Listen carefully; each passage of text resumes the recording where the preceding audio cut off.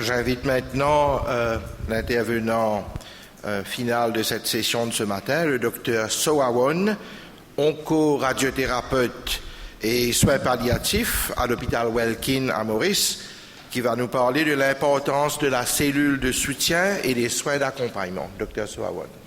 Merci, monsieur le modérateur. Tout d'abord, bonjour à vous et merci aux organisateurs de l'ACTVOI et au docteur Virapen de m'avoir invité. Et également, soyez la bienvenue à ceux et celles qui viennent pour la première fois à l'île Maurice. Alors, donc, les soins de support en oncologie thoracique, c'est quelque chose de tout à fait récent à Maurice. Alors, je vais parler de quelques exemples. Pardon. Voilà, donc chez nous à Maurice, il n'y a pas vraiment de statistiques à part celui du ministère de la Santé, donc qui regroupe annuellement le nombre de tous les cancers. Malheureusement, pour le moment, ils sont toujours à 2017. Donc, pour le moment, je me fie donc aux résultats du Globocan. Alors, pour notre population mauricienne de 1,3 million quasi, il y a presque 3000 cas de cancer et le nombre de décès, c'est 1377. Et nous voyons que majoritairement, c'est le cancer du sein à l'île Maurice qui est le plus fréquent, suivi du cancer du poumon. Alors, le cancer du colorectal prend aussi de l'ampleur, mais il se trouve dans les statistiques ici dans autres cancers. Alors, chez les hommes, le cancer du poumon, donc le nombre de nouveaux cas en 2018, c'est après la prostate, où c'est dans les environs de 14%. Ici, le poumon, c'est 12%, avec une centaine de cas, 150, 160. Et donc chez les dames, le cancer du poumon est loin derrière, enfin loin, pas si loin que ça, donc c'est plus ou moins de 5% donc, des dames mauriciennes.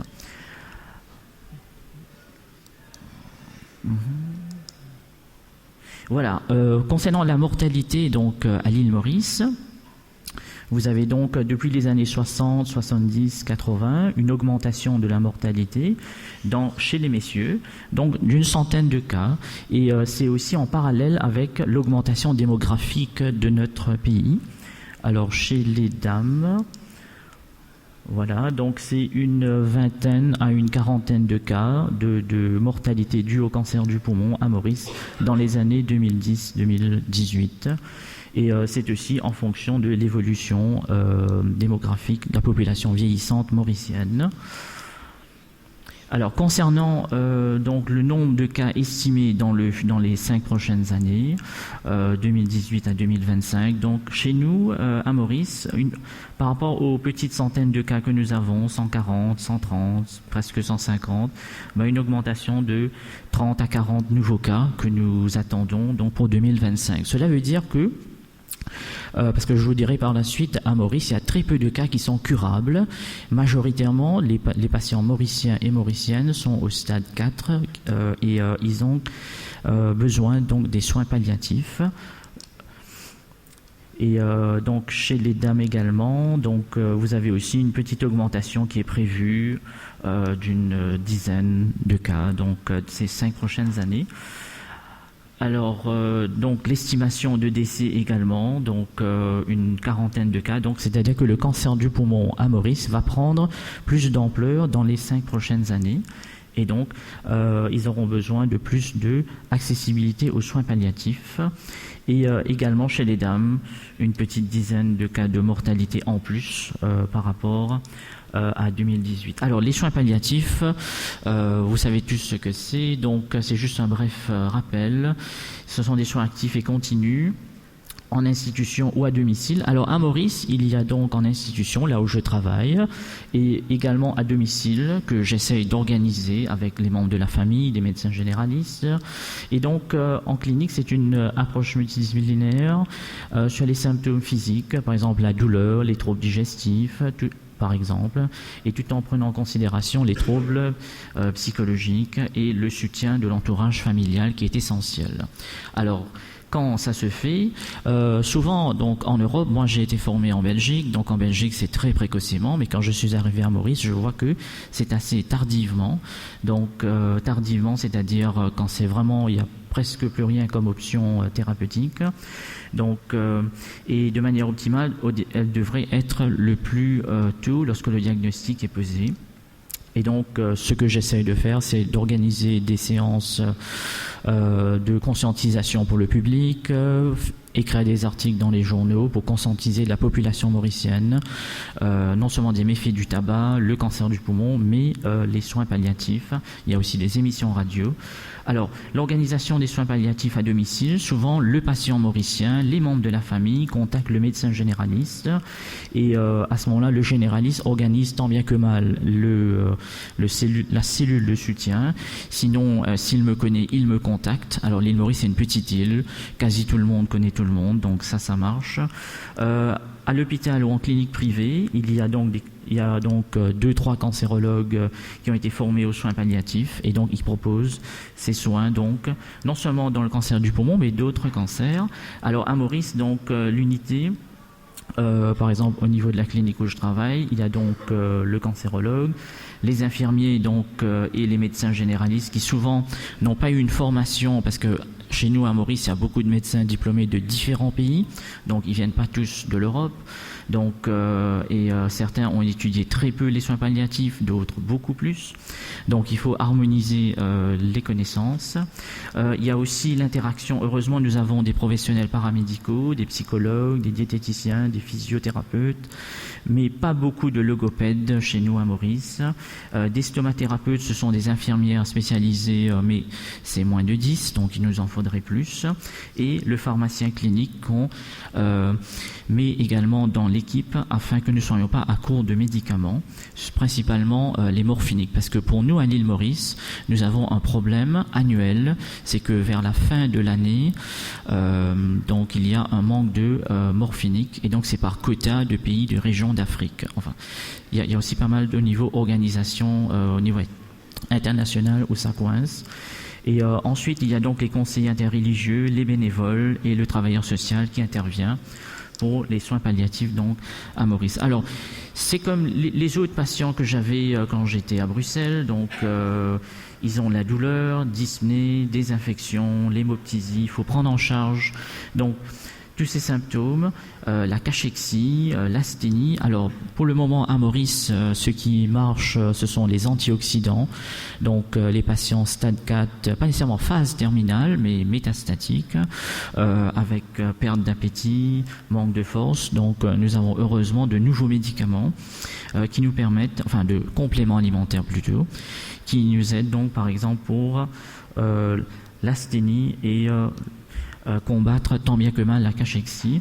Sinon, les symptômes psychiques, c'est comme tous les autres patients, l'angoisse de mort, les troubles de l'adaptation face à l'inéluctabilité de ce cancer.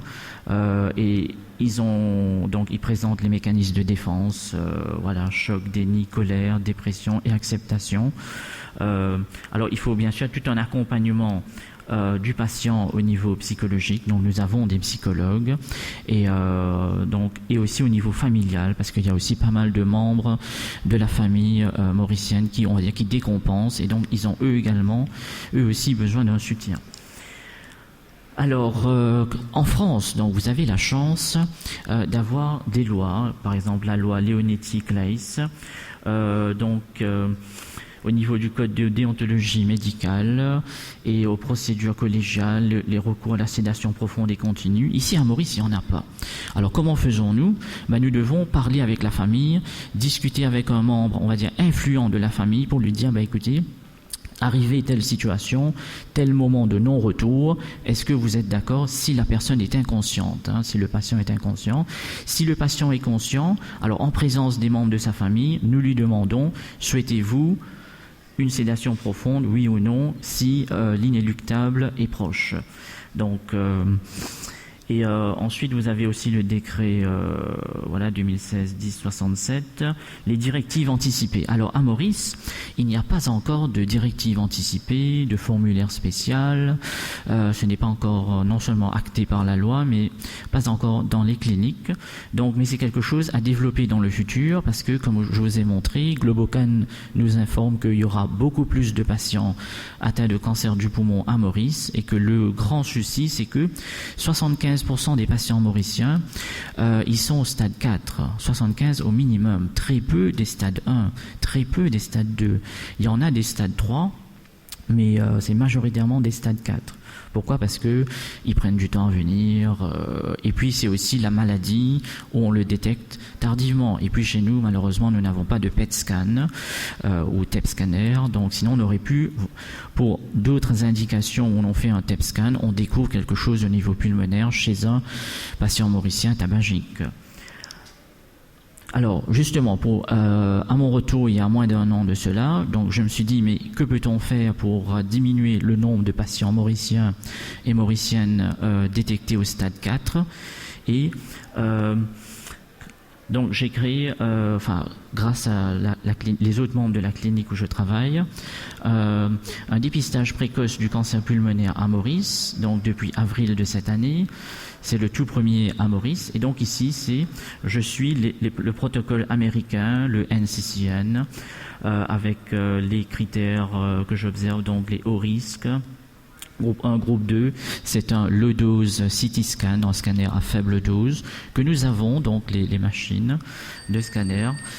Ensuite, voilà, donc en conclusion, j'y suis presque. Donc, alors, les soins palliatifs à Maurice, ce qu'il faut savoir, c'est que, comme moi, j'étais en Belgique, donc on faisait dans certains centres hospitaliers une grande distinction entre le vocabulaire palliatif et les approches palliatives, les soins supportifs, où certains disaient mais non, c'est pas palliatif mais supportif, et les soins de vie, donc de fin de vie. Donc à Maurice, il n'y a pas cette distinction. Pour le patient mauricien, pour lui, quand on dit soins palliatifs, supportifs ou fin de vie, il assimile comme étant la même chose. Et donc là ici, il faut encore éduquer la population, l'informer plutôt, et le conscientiser. Alors, on s'attache à soulager les symptômes physiques et psychiques.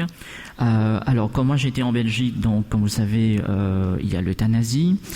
Quand j'étais encore étudiant, donc il y avait l'euthanasie de l'adulte. Et quand j'ai quitté, ensuite, il y a eu l'euthanasie de l'enfant. Alors, à Maurice, ça reste illégal, donc on ne le fait pas. Et en ce qui s'agit de Physician Assisted Suicide également, ce n'est pas légal à Maurice. Et quand après j'ai eu l'occasion de travailler en Suisse, où là il y a ce qu'on appelle le tierce person assisted suicide, bien sûr avec un vocabulaire spécifique, où là-bas c'est légal, mais à Maurice ça reste toujours illégal. Et donc ici je me retrouve donc dans un système de soins de santé où il faut construire, la formation, le personnel médical et paramédical et le public en général pour les soins de support et palliatifs, tout en restant dans l'égalité. Voilà, je vous remercie pour votre écoute.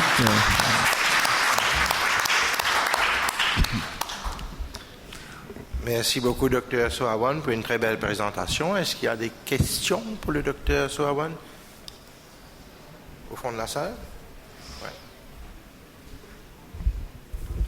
Bonjour, j'avais une question concernant la prise en charge de la douleur. Parce que moi j'ai l'impression qu'à Maurice, les médecins hésitent et surtout ils n'ont peut-être pas les moyens de prescrire les morphiniques comme nous. Et souvent les patients se retrouvent tout seuls face à la douleur et c'est la famille qui gère avec des antalgiques inefficaces. Ce n'est pas normal. Moi je voudrais savoir ce que vous envisagez de faire pour cela. Je pense que le trafic de drogue aussi est pour quelque chose, hein. La peur du trafic de drogue à Maurice. Oui, voilà. Merci pour vos deux questions. Donc, tout d'abord, les morphiniques. Ce qu'il y a, c'est que l'île Maurice, quand vous lisez les journaux mauriciens, on dit toujours, malheureusement, c'est la plaque tournante des drogues. Donc, de l'héroïne, par exemple. Et alors, dans la population en général, dans l'esprit collectif mauricien, dès qu'on dit morphine égale drogue, et donc, il y a un premier recul. Il y a aussi le recul au niveau de plusieurs médecins. Je ne dis pas tous les médecins mauriciens, mais Beaucoup de médecins. Donc, pour essayer de combattre, si vous voulez, pour casser ces idées reçues, donc c'est là où il faudrait organiser plus de rencontres avec des médecins généralistes, le public en général. Et ben moi, à mon retour, il y a moins d'un an maintenant, j'en ai fait 5-6 pour essayer justement de conscientiser, pour dire morphine quand vous avez l'utilisation de la morphine quand vous avez beaucoup de douleurs d'origine métastatique, par exemple. Eh bien, vous n'allez pas devenir drogué ou addicted. Donc ça, c'est la première chose. Deuxièmement, il y a pas mal de médecins qui hésitent, mauriciens en général, donc à prescrire de la morphine parce que il risque d'y avoir un abus par exemple, pas du patient, mais des membres de la famille qui passeraient derrière, qui en consommeraient un petit peu. Ça, c'est un grand...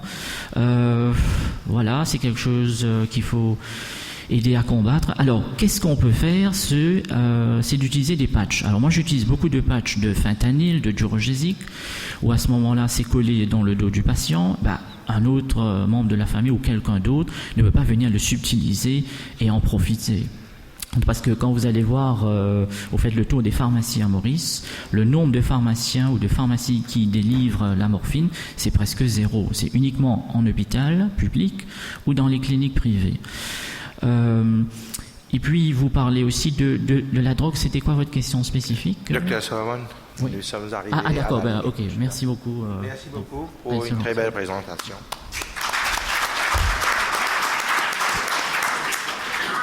Bon, nous sommes arrivés à la fin de notre parcours. Merci beaucoup au comité organisateur qui a préparé un très bon cursus pour nous.